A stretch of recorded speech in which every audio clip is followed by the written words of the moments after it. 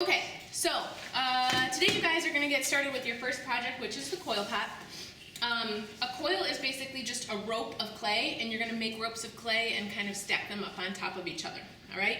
So for the coil pot, to get started, the first thing you guys are going to need is clay. And I showed you guys in the little tour of the studio the other day that the clay is located in the bucket right over there underneath the fire extinguisher. It's a little square bucket. So you just open the lid and you take out a chunk of clay. Now, the first thing you guys are going to want to do when you're making your coil pot before you get started is wedge your clay. Wedging basically means that you are it looks like kneading bread dough, except when you're kneading bread dough, you're trying to put the air in it so the bread will rise, and when you're wedging clay, you're trying to get the air out of it, okay? So two main purposes or reasons that you wedge clay, and just so you guys know, as we go through, you may see some of these pop up on your worksheet. Two main reasons that you want to wedge clay is number one, as I said, to get the air pockets out of there.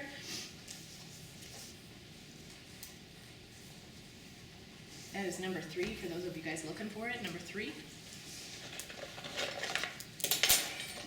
And the second reason is to make it a nice, even consistency. So if you go to the clay bucket and you get some clay that's kind of gushy and wet, or you get some clay that's a little bit harder, you can either choose to recycle or reclaim the harder stuff, or you can take some wet stuff and some hard stuff and wedge it together to get the proper consistency. So this is what wedging looks like. What you're going to do is you take it and you are going to press down on it. Hi, thank you. No Matt today? Oh, he's coming. Oh, he's coming. Okay, you're Mary. Let's a couple of these. Just wait. Go ahead and take two, and he sits here, right? Sure, that's so great. Just follow him. Yeah. When he gets here.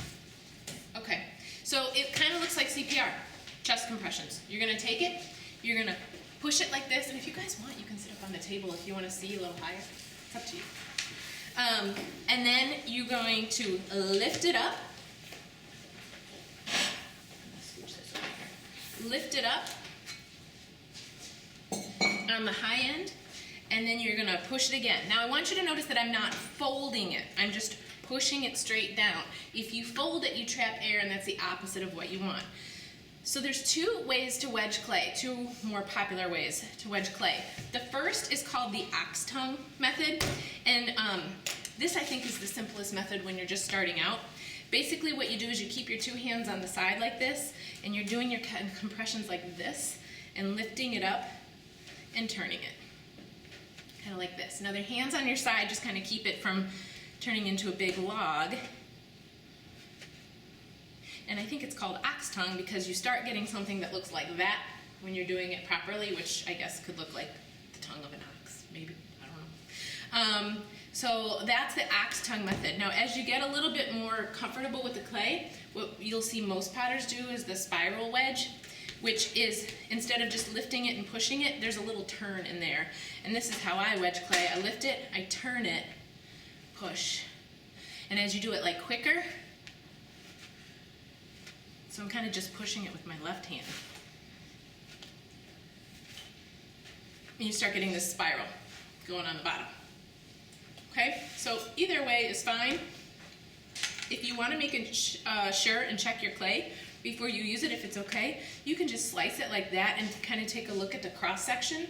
If you see any obvious air pockets or bubbles in there, wedge it a couple more times. There's always going to be like a couple little sections like this, because there's something in the clay that's rough material to give it strength called grog.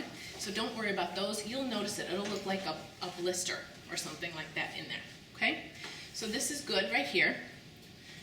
Then I'm going to take part of it, because I'm going to start by making the foot. Okay? So number 5 there, it says draw a picture of the pot and name the parts. So just like a little vase shape picture.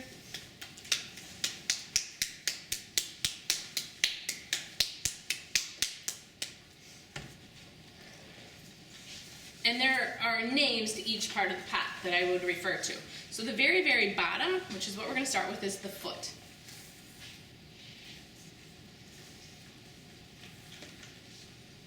The middle part right here is the body or the belly.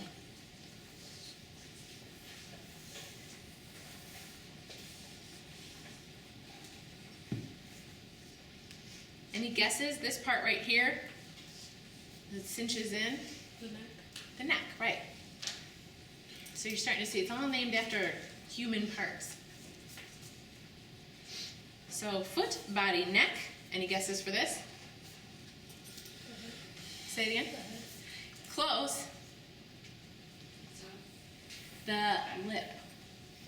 Because the whole thing is the mouth, and then the thing that goes around the mouth is the lip.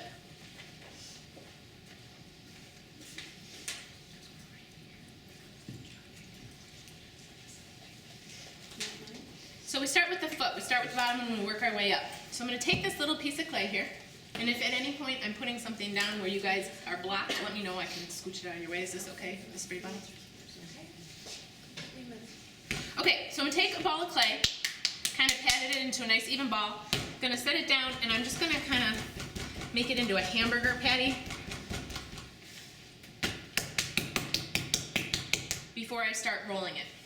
Then I'm going to take a rolling pin, which are on the bottom shelf over there, and I am going to roll it to be about 1/4 of an inch thick. Now, couple of tips when you're rolling a slab. Number one, when you get to the edge, lift up your rolling pin. If you don't, you make like a ramp like that, and then you have a skinny spot, okay? So you don't want that. So first thing is, as you roll, kind of lift your rolling pin towards the edge. The next thing you want to do is you want to flip your clay over pretty often, and if your canvas is wet underneath, move it to a dry spot if you can, so that the clay doesn't stick. So just move it over a little bit and continue rolling. Now the reason I want to flip it over every so often is because you will reach a point where you're rolling and rolling and rolling and the clay isn't stretching anymore, and that's because the canvas can only allow it to stretch so far. So if you sort of lift it up and release it and then set it back down, it'll start stretching for you again, okay? So this is about 1/4 of an inch right there. It's like a pancake. That's what the thickness I want to get started with, okay? Now, let's take a step back and look at the requirements for this assignment before I decide on the shape of my foot. Number one, it needs to be made with coils, which is that rope-like material. Number two, it has to demonstrate the ability to come in and out with shape. Now, I don't care which direction you go. This one here goes pretty straight up, and then it goes in, and then it goes out. Sometimes students choose to go, this person here was a little bit of an overachiever, and they went out, and then they went in, and then they went out, and then they went in again. So that's fine. This person over here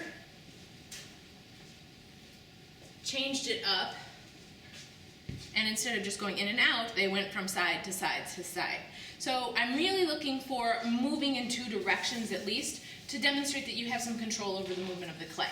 I don't want just like straight up and down, okay? How you decide to do that in terms of shape is totally up to you. Next requirement says that you guys need to have at least 1 decorative coil technique built into the wall, not on the surface. And I'm going to demonstrate that in a second, but let me show you what the coil decorations are. Number one, sorry, these get kind of dirty after sitting in here for a while, are these balls. You can use this.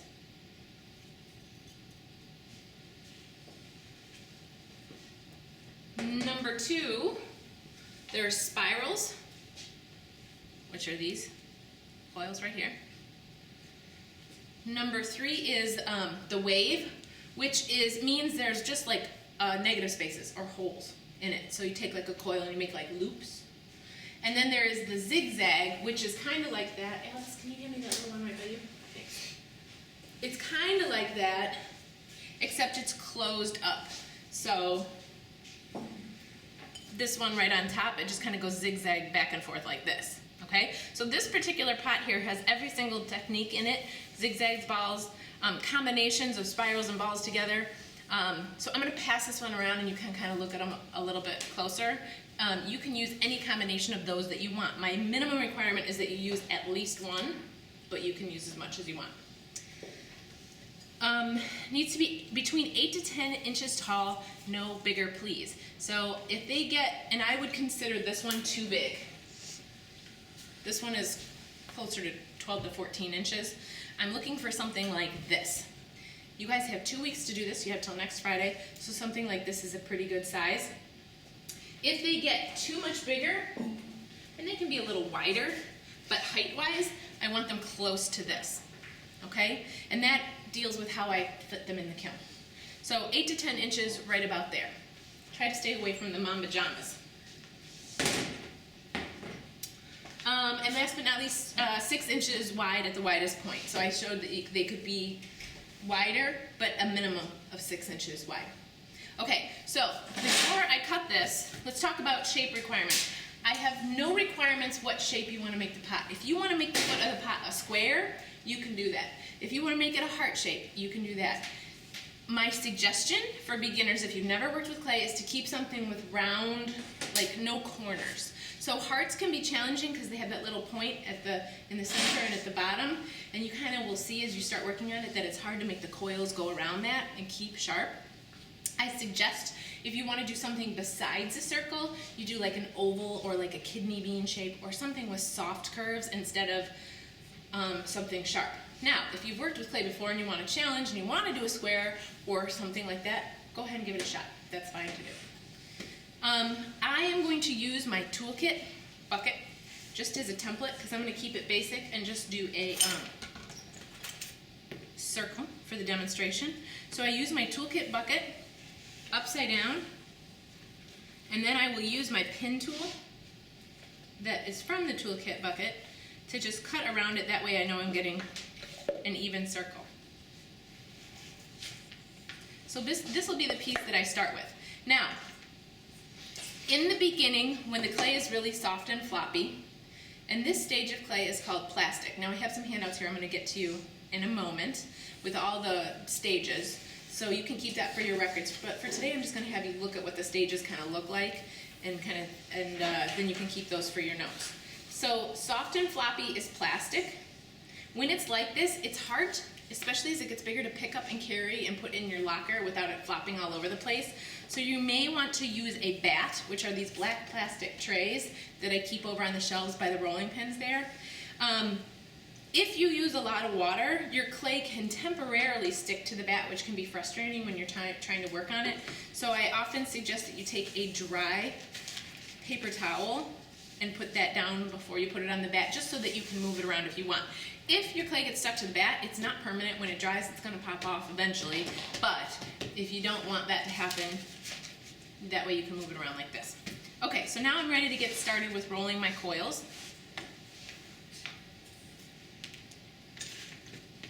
And rolling coils is one of those things that looks really easy when you watch somebody do it, but it takes a little bit of practice. So I want to warn you to not get frustrated and that you may have to do this a couple of times. So the first thing I'm going to do is I'm going to take my clay and I'm just going to squish it out roughly into a coil shape. I'm going to get it started just by squeezing it. But this is like a poo-poo caca coil. It's all like lumpy, right? So I want to make this nice and smooth. To do that, number one, you want to stand up. There are some things when you're building you want to sit, there are some things you want to stand. Standing up for rolling coils is the best thing, because if you're sitting down rolling a coils, you look like this, and it doesn't work, okay? So you want to stand up so that you get the full range of motion. The trick of this is to roll it 360 degrees all the way around. If you just roll it back and forth like this, it's going to go flat. So you want to roll 360, and as I do this, you can kind of watch. I start at my fingertips. I roll my palms like that. I also, as I begin doing this, start in the center and pull my hands out as I go because I kind of stretch it. Now, the quicker you can do this, the better. If you dilly-dally and take a long time rolling your coils, which you will at first, you're going to start getting your coils, it's going to crack. Because the more you work with the clay, the more moisture goes out into the canvas and into your hands and all that stuff. So the quicker you can do it, the better. Now let's say you're working on it and it breaks in half. And you want it to be that long. You don't need to freak out. All you have to do, you guys ready for my magic trick this morning? First period on a Monday, I know. Watch carefully. My hands will never leave my arms. Nobody ever gets the joke. Too early. Ta-da! You don't have to clap. Okay, I'm not. All right, so you can just roll it back together and it works just fine because the clay is nice and plastic. So then I'm gonna take my coil and I'm gonna start wrapping it around like this. And I want you to notice that as I wrap it around, I have a problem. In that, that's not gonna do a very good job holding water because there's a hole in the bottom, right? It doesn't line up just right. So, we're not gonna learn about radiuses and circumferences and how to measure it perfectly and exactly. I got a handy dandy trick for you, which is this. Roll it up until you get that double thickness. Then what you're gonna do is you're gonna cut the first and the second coil at the same time. You will remove this extra. You will lift this and remove this extra, and then they will fit together perfectly. Okay? So it's good to have a little bit of extra length on your coil. Now, another little tip for rolling coils. I'm not in love with the bat at this stage, so I'm just going to keep it off there. Another tip when you're rolling coils is, at the end, you're going to get the whole thing built, and then you may need a couple days to kind of remove canvas marks, which are the little marks that are made from this, and kind of smooth it out. My advice to you is, yes, you want to work with the clay on a canvas mat sometimes, but the easiest way to get the canvas marks off of your clay when you're working is to not use the canvas, right? Because every time you use it, you get this texture on there. So you could, rolling coils is one of the things you could do directly on the tabletop and it shouldn't stick. And if I do it directly on the tabletop, I won't get canvas marks on it because it's nice and smooth. That is totally up to you. You can roll it on the canvas if you're more comfortable and smooth it out later, or you can do it this way. Okay. Next thing I gotta do is I've gotta attach, and let's see if this one's long enough. Not quite. I think I'll save that one and roll out a little bit of another one and add that before I do my luting. Hey Carmen, come on over here and grab a handout if you would, please. Are you coming with a pass? Thank you, lady. All right, take one of these, please.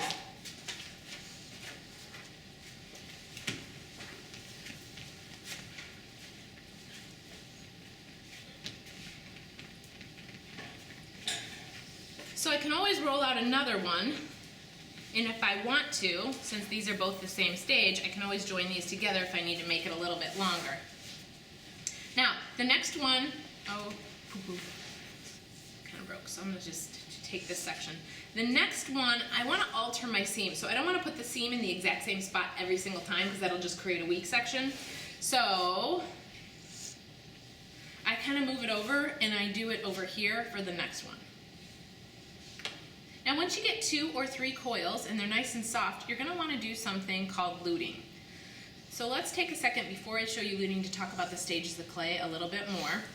I kind of skipped, we usually play a game called the stages game to teach you a little bit more about the stages of clay, but since we had all that crazy snow, I'm skipping that and I'm just going to show you what they kind of look like and then pass them around so you can see them. So the very first stage of clay that it passes through is powder. So this just is like baby powder here. Now this is the stuff that causes silicosis. So you don't want to kick this up in the air and breathe in a lot of dust. This is the one that is the most dangerous. So you're like, nah, don't freak out as I'm passing it around, but you don't want to make big dust clouds. Like when you're shaking out your canvases and those big dust clouds are going in the air, that's what you want to avoid, all that kind of powder that you're breathing in. So this is the very first stage, powder. I'm going to take a look, pass around. Then what happens is in the pug mill room, there's a second bucket back there, and we get something in there called slip, and that is this gooey, like house paint, when it's mixed really well, consistency stuff, and you can use it kind of like glue. So all this is the powder with the water added to it. You can use that like glue. You take the slip, and you take a little bit of powder and you mix it together in the pug mill and it comes out like this, which is the plastic stuff, which is what I'm using now. Very squishy. After, and I'll pass that around in a second too so you guys can feel it. After you make something, and I want to pass these around together because I want you to see the difference. After you make something and it begins to dry, but it's not totally dry, it becomes this stage called leather hard. Now I want you to look at the really wet clay and the leather hard clay in terms of color. They're almost exactly the same color. They will look, you won't be able to tell by looking whether it's plastic or leather hard. The difference is with leather hard, I don't know if you guys can hear that, is that it's already started to dry, so it's stiff and it will hold its shape. After all the moisture comes out of it, it actually does change color. And you can see this last piece here is called greenware. This means the piece is done. You actually cannot work with it any longer. It can no longer, you can't fix cracks or anything like that anymore, and it's ready to be fired because there's no moisture in it. Greenware is extremely brittle. It breaks really easily. It's just like chalk. So when your work is in this stage, you never want to lift a cup by the handle or anything like that. You don't want to assume just because it's hard, it's strong. Very kid gloves, like super careful when you're dealing with greenware. Now I'm going to pass this piece around, but it's a garbage piece, so try to snap a corner off to see how easily it breaks, okay, as I pass it around. That's fine to do. So let me pass around the leather hardened plastic so you guys can see the difference between leather hardened plastic. And then hot on its tails will be your next stage, which is greenware. After the piece gets fired the first time, it's bisqueware. That changes to almost like a yellowy pinky color, and that is now strong. You can pick up your cups by the handles because they've chemically changed in the firing process, and they're very glassy. They just don't hold the moisture yet. Like if you're gonna drink, you can't drink out of this, the water will seep through eventually. Then you put the colory coating on it, which is the glaze on the top, and then it becomes glazeware, and then it's a functional piece. So I'm going to pass these two pieces around too, so you can just kind of see. If you guys aren't getting them in the back row, let me know, I'll pass them back around. Okay, so all those stages, there's 7 stages, and I really think that the key to being good at ceramics is understanding those stages, what they will do and what they won't do. So let's skip back to plastic here, meaning my clay is very squishy. On this day, where my clay is very squishy, I can attach the pieces simply by squishing the clay together. That's called luting. I don't know if that's a blank on there. Is it? Yes, number 7. What is it called when you smush the clay together? Luting. That's spelled L-U-T-I-N-G. Take a break.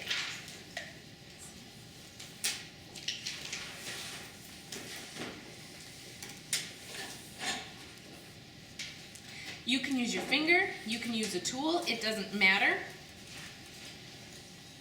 But I'm just going to take a little clay from the top coil and I'm going to mush it down through the second coil all the way to the bottom.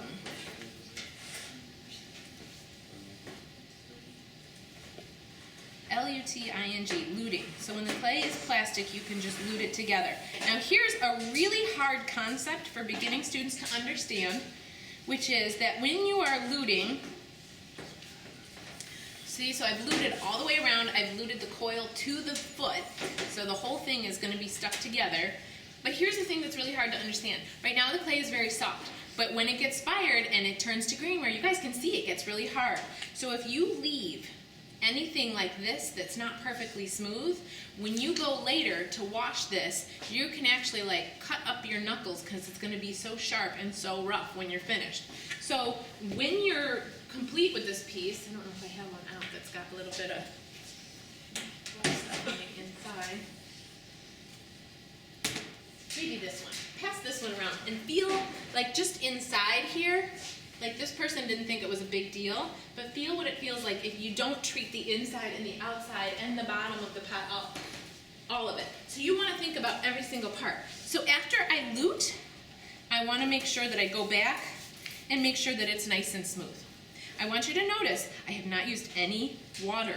You need to be careful with water. If you use too much, you can turn your piece into something super soft and it can collapse on you. Okay?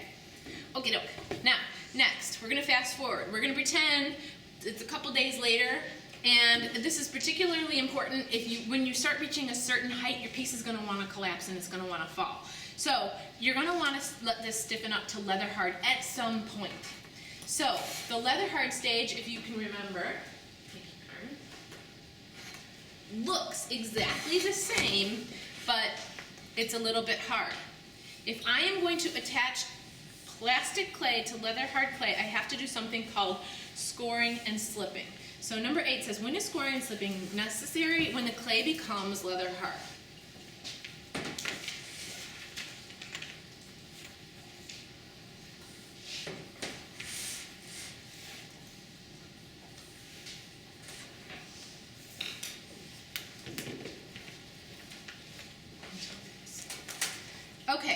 we're imagining that this is leather hard, and the next day I come in and I'm going to attach clay to this.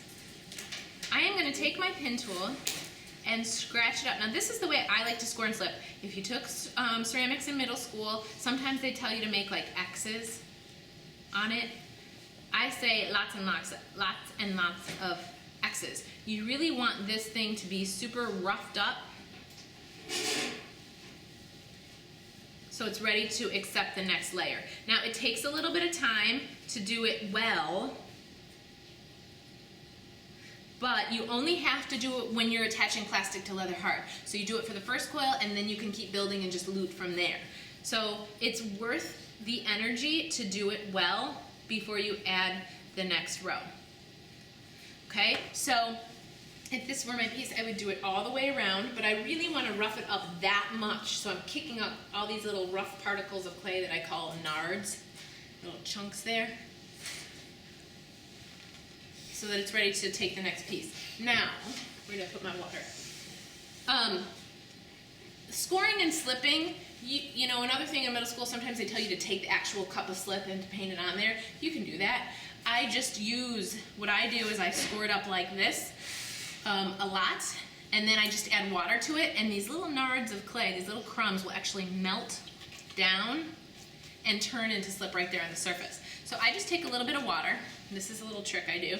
If I take a little water in my sponge and I do this, when I squeeze it, it's going to go to the lowest point so I can have a little control. It'll just kind of flow down my finger.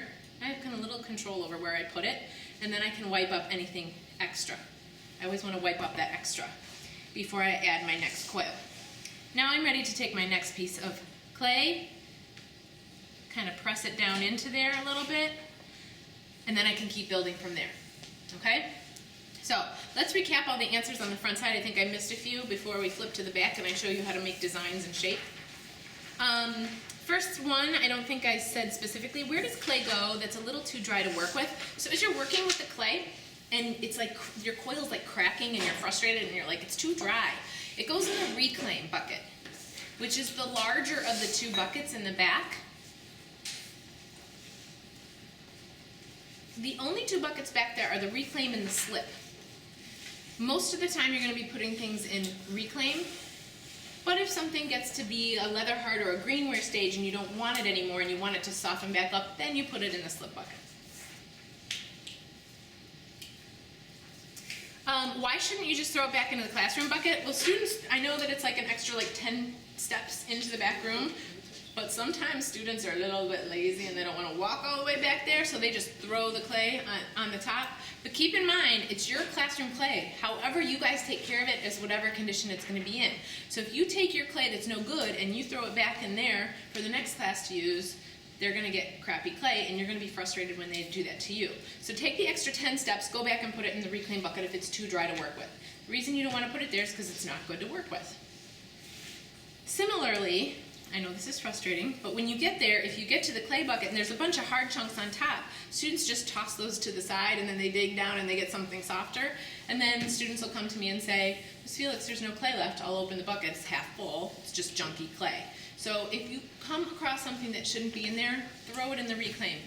The better you take care of your clay as a class, the happier you guys are going to be. Why shouldn't you just throw it back in? Two main reasons to wedge. How thick? Did anybody get that? How thick for a good foot? 1/4 inch. Cleaning a rolling pin.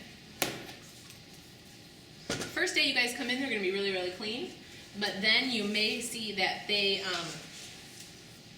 get some poo-poo caca on there after a couple of days. And when you roll, if you've got dried clay on your rolling pin, it's going to leave a texture on your clay. So you want to get that off. So this one in particular is a silicone rolling pin, but it's the only one that is. The rest of them are wood. And you never want to stick wood underneath the water like you would wash a dish because it's absorbent, it'll absorb the water, and eventually it'll split and crack.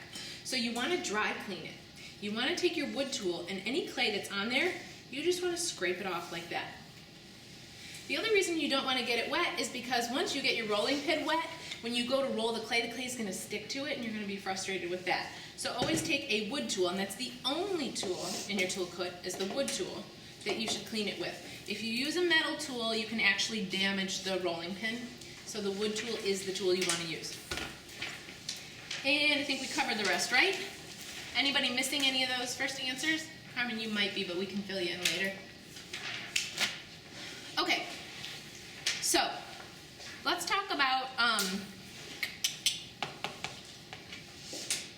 we'll do that. We're going to skip that top little section there of how to wrap it. And I'm going to show you how to create shape and designs, and then we'll go over wrapping up your work at the end of the day and cleaning up. All right, so let's talk about changing the shape. Remember, I said one of your requirements is the pot go out and it come in, or that it comes in and then it go out. So as you're adding the coils here, if you want to start changing the shape,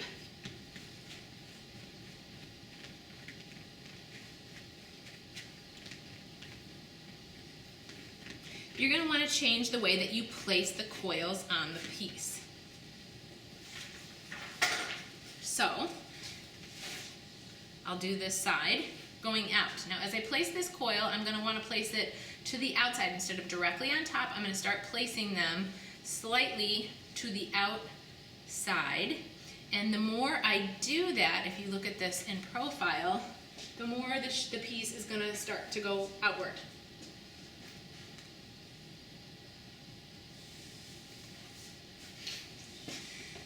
Opposite if you want it to go in. So I'm going to start placing it more and more towards the inside when I want the piece to change shape and go inward. Now, the tricky part of this is, that's pretty self-explanatory, but the tricky part is when you're luting it, how to not mess it up. A lot of times students will want it to go in, but they lute so hard that they push it back out when they're luting. So when I lute, I always support with one hand on the outside and then lute with the other hand. So I'm trying to maintain the shape of the piece as I get those pieces attached. And that is really going to help you get the shape that you want. So sometimes you kind of have to play with whether you want to stand, whether you want to sit, you know, what level it needs to be at, what finger you need to use to get in there, anything like that. Okay? So now I've got that kind of luted, and I maintain the shape. Next, let me show you a little bit about the designs that you need to put in there and how to make those.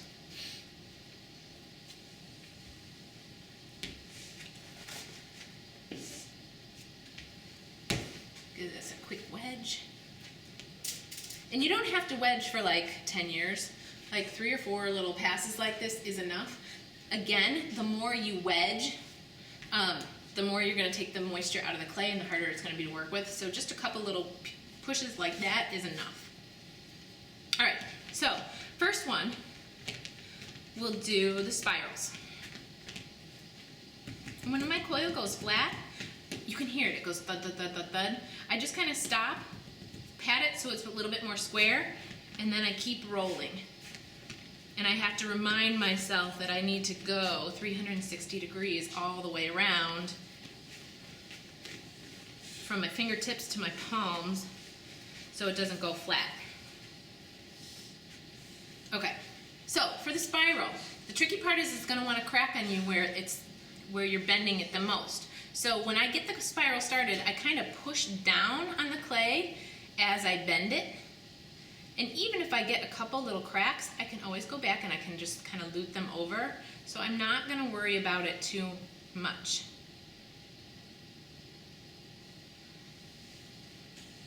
So I would make my spirals like that. Now, when I lute the spiral on, I am going to lute the entire back side smooth. You only need to see the front side. It's actually built into the wall. So when I attach this, I am going to take this clay, and I am not going to worry about the back side. I want it to be smoothed out so it doesn't re-crack. I also am going to lute the sides down like that before I attach the next one. Next, I'll show you the zigzags. Same thing, as the frustration is with the clay cracking. So you want to kind of push the clay together and compress it as you bend. And if you get a couple little cracks here and there, don't sweat it. You can always go back and kind of smooth it out. So I'm just going to kind of slowly work my way through and make this zigzag.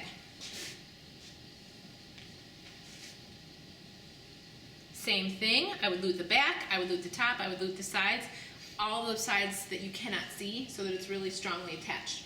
This is the tricky part, is to make something that looks good and doesn't fall out after you're finished. For the balls, you just take the clay, you roll it in your hands, attach it like that, and then lute it down, lute it to the side, and lute it this way too. Now, luting is much easier than scoring and slipping with these, so it's a nice idea if you can get them all attached when they're plastic.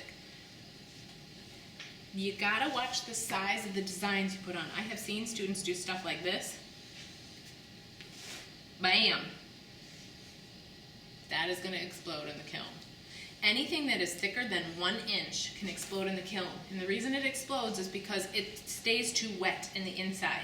And when this goes into the kiln, it heats up to like 2,000 degrees, and that turns into steam, that moisture turns to steam, and it'll blow up. So you want to keep any design that you're going to make, this is like the biggest I would go with it, okay?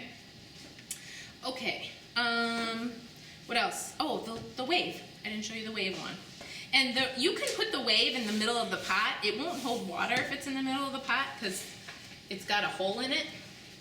It looks really pretty, but it's really, really challenging to put in the middle of the pot too. So most of the time when students want to do the wave, they do it at the very, very top, just to make kind of a finished edge. And you guys are going to hear me talking about how, and I'm getting a little sloppy with this because I'm running out of time, and then I can go fix my cracks. You guys are going to hear me talk a lot about how important it is how you finish the pot. The lip is the most important part. Even if the middle is a little like uneven, if you make a nice finished lip, the whole pot looks clean and pristine. So you're going to want to think a lot about how you want to finish that pot with or the lip. All right, so that was zigzag, spirals, the balls, and the waves. Keep in mind, you can use these things in combination with each other. So if I want to do the wave in the middle of the pot, but I don't want water to spill through it, I can add a ball in there. I can switch it up. I can do something like that. So you guys are going to want to kind of think about and play with your designs on that.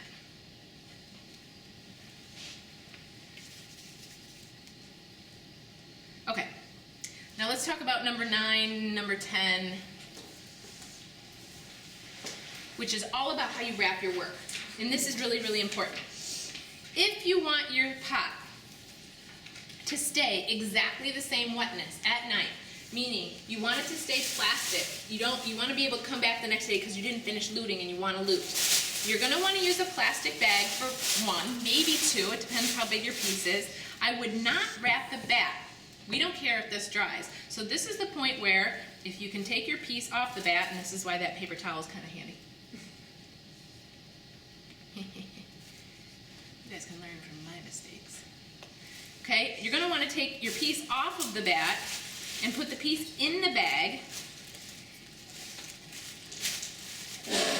Now, because it's winter and the air is really dry, I usually suggest that you take the water bottle and you mist it. And really, the only reason you're doing that is because it creates humidity inside the bag, and it stays a little bit better, and then you're going to want to wrap it tight. Okay? So the basic answer there is in plastic, wrapped very tightly. In a plastic bag, very tightly. If you want it to get leather hard, again, it is winter, things are drying out a little bit quicker. It is better for it to be too soft, because you can always put it under the hand dryers and dry it, than too hard. If you come back and it's too hard, then you're in trouble. So this time, if I want it to get leather hard because it's getting kind of floppy, I'm going to wrap it in plastic still, but really loose. like super loose. Let lots of air in that bag. In the summer, I do it even looser than this, because your lockers that you guys have are almost like little damp boxes in themselves. They kind of keep things moist. So this is more than enough for wrapping to let it get leather hard. If it got too hard, like if you forgot to cover it at all, you keep it in your locker, you were sick for 3 days, you came back, it's too hard and you want to soften it, as long as it's not greenware, if it's greenware, it's done. As long as it's not greenware, you can take paper towels and you can get them a little bit wet, but not dripping. So I usually stick them in water like this and then wring them dry so that it's wet but not dripping. Then I can place my wet towels on the piece that I want to soften. Then I can put that piece in a plastic bag and I'll come back the next day, it'll be a little bit softer.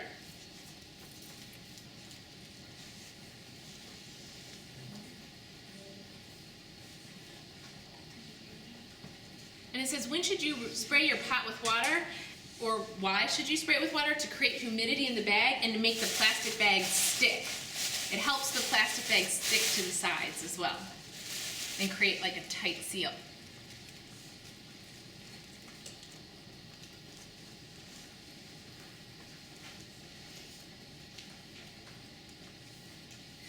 Okay, so last little thing I want to teach you guys is about cleaning up. And I told this to you guys before, but when it's time to clean up, you should not just go ahead and clean up on your own. You should tell me it's time to clean up so I can let everybody. I give you guys 10 minutes every day to clean up, which is plenty of time, okay?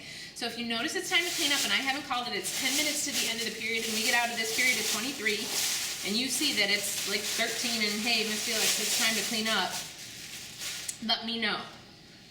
The next thing is you're going to have these toolkits. Now my rule with the toolkits is we don't have to be like, I'm not going to eat from these tools, so they don't have to be spotless, but my basic motto is chunk free. So if I see that there's like chunks of clay on it, the easiest way to do this is to clean at your workstation. If everybody stands in line at the sink, 10 minutes is not enough. You've got a sponge in your toolkit. Take that sponge and the bucket of water that you're using at your table and just kind of give it a little wipe down. I don't care about streaks, that's no issue. I care about chunks. So get the chunks off of there. My wire tool has some chunks because I cut the clay, so I just kind of go like this. Get all the chunks off the pieces. Then all you have to do is rinse your sponge, and you don't even have to clean your tools at the sink. Now all you have to do is dump your water out, put the water bucket back, and wash your hands, and you're good to go. Okay? And last but not least, what I say, when should you put your work on the kiln cart? And I told you guys this before too, but it's good to write down. When it is dry and graded. Only after you've received a grade.